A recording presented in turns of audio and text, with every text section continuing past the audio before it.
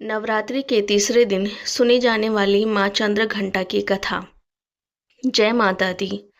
आज नवरात्रि का तीसरा दिन है जो कि माता चंद्र घंटा को समर्पित है। आप सभी भक्तजनों पर माँ चंद्र घंटा का आशीर्वाद सदा बना रहे। आज की इस वीडियो में आप सुनेंगे नवरात्रि के तीसरे दिन पूजी जाने वाली माँ चंद्र घंटा की संपूर्ण कथा।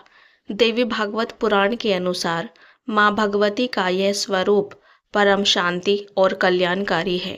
माँ के मस्तक पर घंटे के आकार का अर्धचंद्र है, इसलिए देवी का नाम चंद्र घंटा पड़ा। इनके शरीर का रंग स्वर्ण के समान चमकीला है और देवी का वाहन सिंह है। देवी की 10 भुजाएं हैं, जिसमें यह कमल, धनुष, बाण, खड़, कमंडल, तलवार, त्रिशूल और गदा आदि जैसे अस्त्र और शस्त्र धारण करती है। माँ चंद्र घंटा के कंठ में सफेद पुष्प की माला और शीर्ष पर रत्न जड़ी मुकुट विराजमान है। माँ चंद्र घंटा हमेशा युद्ध की मुद्रा में विराजमान रहती है। मान्यता है कि देवी के इस रूप की पूजा करने से भक्तों को न केवल अलौकिक शांति प्राप्त होती है, बल्कि इस लोक और परलोक दोनों में परम कल्याण की प्राप्ति होती है। पौराणिक कथा के अनुसार एक बार महिषासुर नाम के एक दैत्य ने स्वर्गलोक पर आक्रमण कर दिया और उसने देवराज इंद्र को युद्ध में हराकर स्वर्गलोक पर भी अपना अधिकार कर लिया। युद्ध में हारने के बाद सभी देवता इस समस्या के निवारण के लिए त्रिदेवों यानी श्री ब्रह्मा, विष्णु और महेश के पास गए।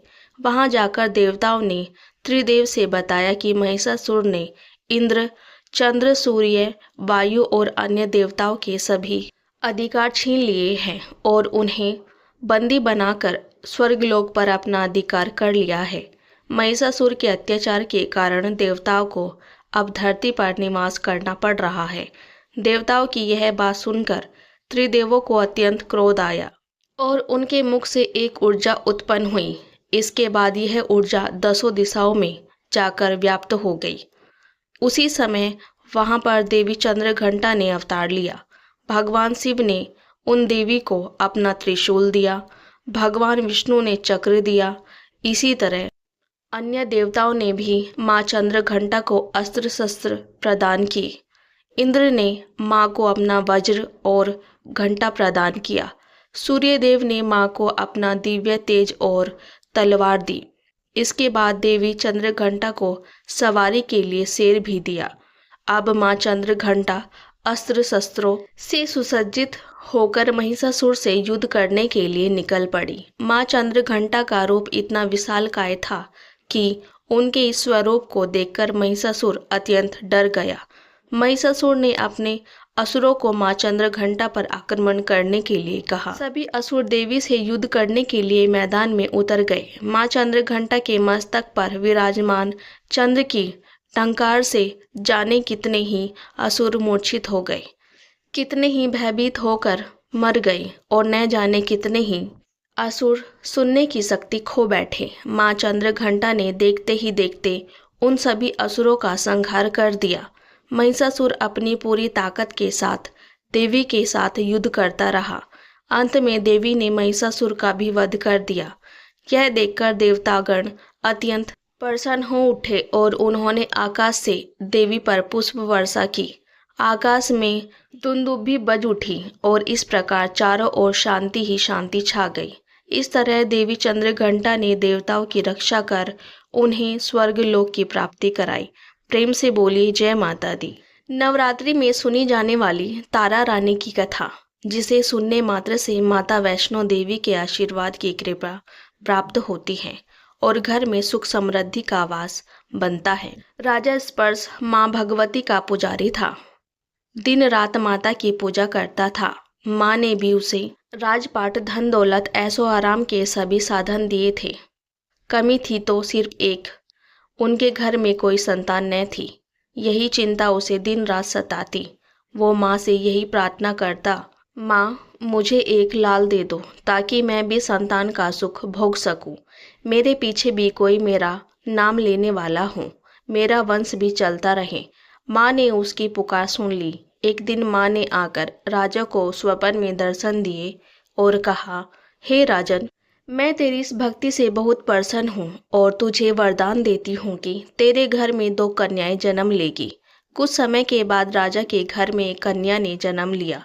राजा ने अपने राज दरबारियों को बुलाया, पंडितों और ज्योतिषियों को बुलाया और बच्ची की जन्म कुंडली तैयार करने का आदेश दिया। पंडित तथा ज्योतिषियों ने उस बच्ची की जन्म कुंडली तैयार की और कहा, हे राजन, यह कन्या तो साक्षात देवी है। यह कन्या जहाँ भी कदम रखेगी वहाँ खुशियाँ ही खुशियाँ होगी। यह कन्या भी भगवती की पुजारिन होगी। उस कन्या का नाम तारा रखा गया। कुछ समय के बाद तारा के घर वरदान के अनुसार एक और कन्या ने जन्म लिया। मंगलवार का दिन था। पंडितों और ज्योतिषियों ने जब कुंडली तैयार की तो उदास हो गए। राजा ने उदासी का कारण पूछा तो वे कहने लगे, महाराज, यह कन्या आपके लिए शुभ नहीं है। राजा ने उदास होकर ज्योतिषियों से पूछा कि मैंने ऐसे कौन से बुरे कर्म किए हैं जो इस कन्या ने मेरे घर में जन्म लिया है। उस समय ज्योतिषियों ने अपनी ज्योतिष विद्या से ज्ञात करके बताया। कहने लगे कि ये दोनों कन्याएं जिन्होंने आपके घर में जन्म लिया है, पिछले जन्म में राजा इंद्र की अप्सराएं थीं। इन्होंने सोचा कि हम भी मृत्युलोक में भ्रमण करें तथा देखें कि मृत्युलोक पर लोग किस तरह रहते हैं। दोनों ने मृत्युलोक पर आकर एकादशी का व्रत रखा। बड़ी बहन का नाम तारा था और छोटी बहन का नाम रुकमन था। बड़ी बहन तारा ने अपनी छोटी बहन से कहा कि रुकमन, आज एकादशी है और आज एकादशी का व्रत है। हम आज भोजन नहीं करेंगे। तू बाजार जाकर फल ले आ। रुकमन बाजार फल लेने के लिए गई। वहाँ उसे मछली के पकोड़े बनते देख उसने अपने पैसों के तो पकोड़े खा लिए तथा तारा के लिए फल लेकर वापस आ गई। फिर क्या था, फल उसने तारा को दे दिए। तारा ने पूछा कि तू अपने लिए क्या फल लाई है, तो रुकमन ने बताया कि उसने मछली के पकोड़े खा लिए। उसी वक्त तारा ने श्राप दिया, जा नीच, तूने एकादशी के दिन मांस खाया है, नीचों का कर्म किया है। जा, मैं तुझे श्राप देती हूँ कि नीचों की योनि पाए, छिपकली बनकर सारी उम्र मांस अर्थात कीड़े मकोड़े खाती रहे। उसी शहर में एक ऋषि गुरु गोरख अपने शिष्यों के साथ रहते थे। उनके शिष्यों में एक चेला तेज स्वभाव तथा घमंडी था। एक दिन तो घमंडी शिष्य पानी का कमंडल भरकर खुले स्थान में एकांत में जाकर तपस्या पर बैठ गया। वह अपनी तपस्या में लीन था। उसी समय उधर से एक प्यासी कपिला गाय आ गई। उस ऋषि के पास पड़े कमंडल में पानी पीने के लिए उसने मुंह डाला और सारा पानी पी लिया।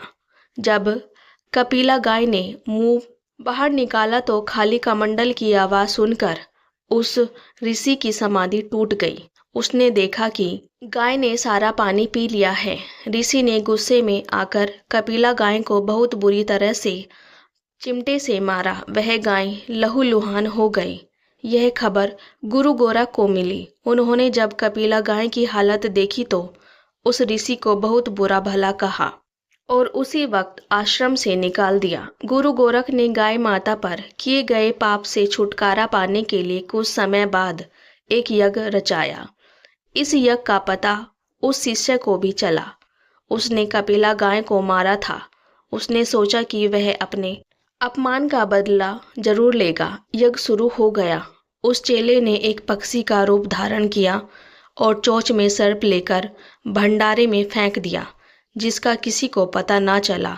एक छिपकली जो पिछले जन्म में तारा देवी की छोटी बहन थी तथा बहन के श्राप को स्वीकार कर छिपकली बनी थी, सर्प का भंडारे में गिरना देख रही थी। उसे त्याग व परोपकार की शिक्षा अब तक ज्ञात थी। वह भंडारा होने तक घर की दीवार पर चिपकी समय की प्रतीक्षा करती रही। कई लोगों के प्राण बचाने हेतु उसने अपने प्राण न्यौछावर कर लेने का मन ही मन निश्चय कर लिया। अब खीर भंडारे में दी जाने वाली थी। भंडारे वाले की आंखों के सामने वह छिपकली दीवार से कूदकर कढ़ाई में गिर गई। नादान लोग छिपकली को बुरा भला कहते हुए खीर की कढ़ाई को खाली करने लगे। उन्होंने उसमें मरे हुए सांप को देखा। तब सबको मालूम हुआ कि छिपकली ने अपने प्राण देकर उन सबके प्राणों की रक्षा की है। वहां उपस्थित सभी सज्जनों और देवताओं ने उस छिपकली के लिए प्रार्थना की कि उसे सब योनियों से उत्तम मनुष्य जन्म प्राप्त हो तथा अंत में वह मोक्ष को प्राप्त करे। तीसरे जन्म में वह छिपकली राजा स्पर्श के घर कन्या जन्मी। दूसरी बहन तारा देवी ने फिर मनुष्य जन्म लेकर तारावती नाम से अयोध्या के प्रतापी राजा हरिश्चंद्र के साथ विवाह किया। राजा स्पर्श ने ज्योतिषियों से कन्या की कुंडली बनवाई। ज्योतिषियों ने राजा को बताया कि कन्या आपके लिए हानिकारक सिद्ध होगी, सगुन ठीक नहीं है, अतः आप इसे मरवा दीजिए। राजा बोले, लड़की को मारने का पाप बहुत बड़ा है, मैं इस पाप का भागीदार नहीं बन सकता। तब ज्योतिषियों ने विचार करके कहा कि हे राजन, आप एक लकड़ी के संदूक में ऊपर से सोना चांदी जड़वा दे, फिर उस संदूक के भीतर लड़की को बंद करके नदी में प्रवाहित कर दीजिए।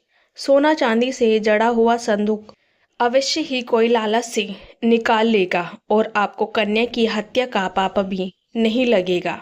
राजा सबकी बात से सहमत हो गए, अतः ऐसा ही किया गया और नदी में बहते हुए संदूक काशी के समीप एक भंगी को दिखाई दिया। वह संदूक को नदी से बाहर निकाल लाया।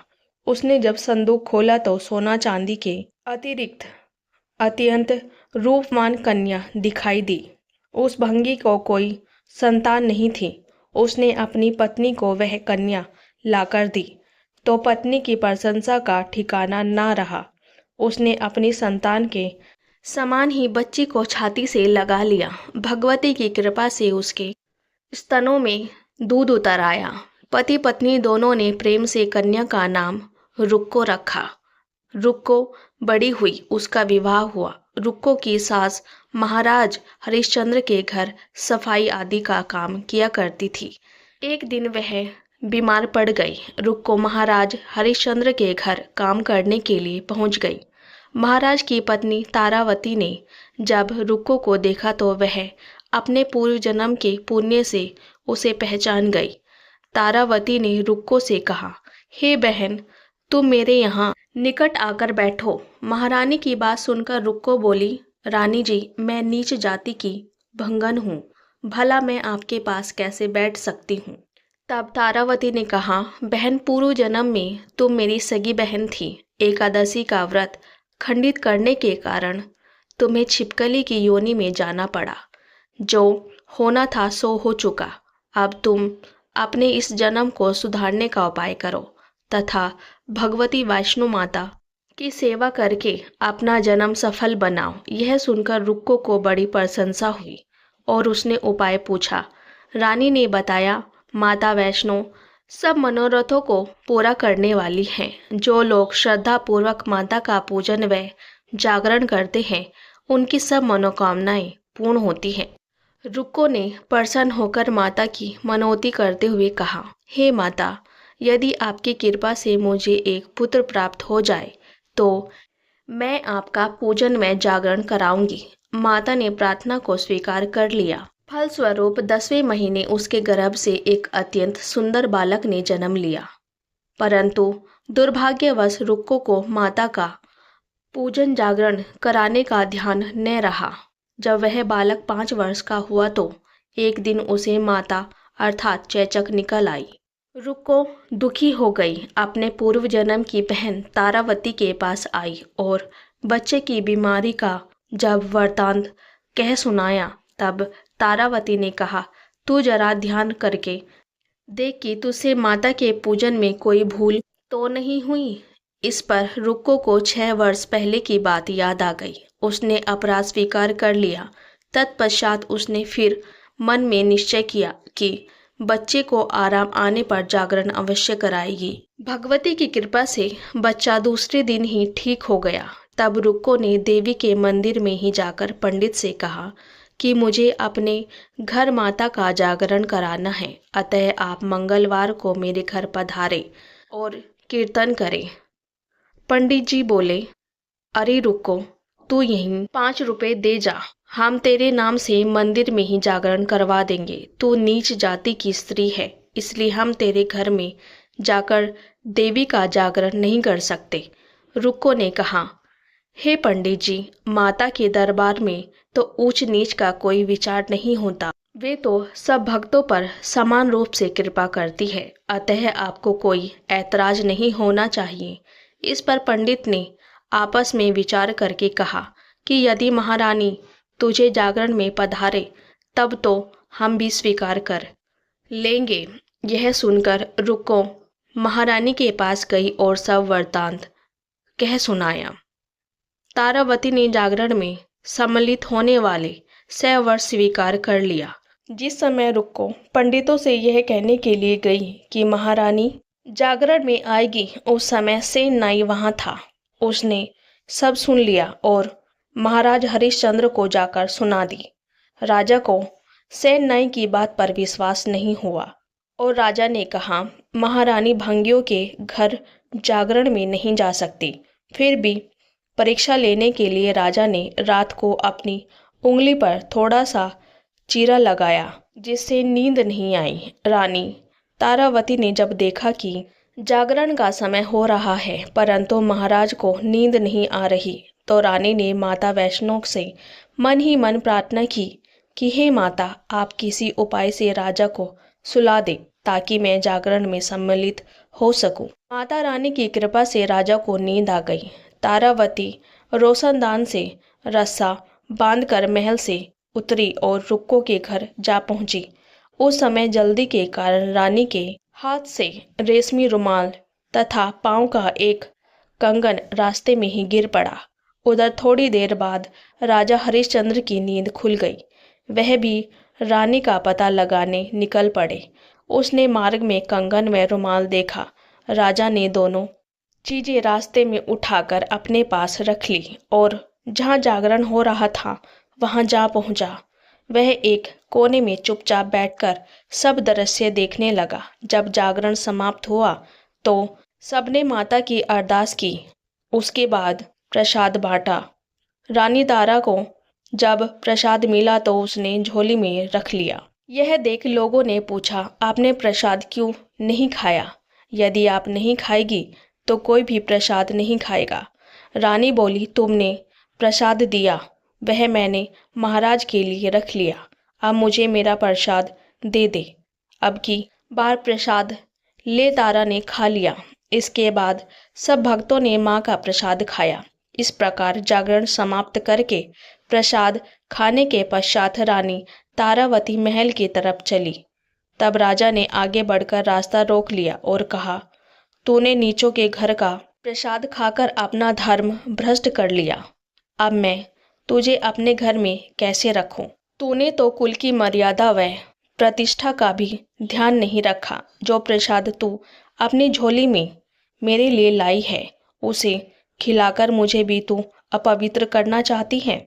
ऐसा कहते हुए जब राजा ने झोली की ओर देखा तो भगवती की कृपा से प्रसाद के स्थान पर उसमें चंपा, गुलाब, गेंदे के फूल, कच्चे चावल और सुपारियां दिखाई दी। यह चमत्कार देख राजा आश्चर्यचकित रह गया। राजा हरिश्चंद्र रानी तारा को साथ लेकर महल लौट आया।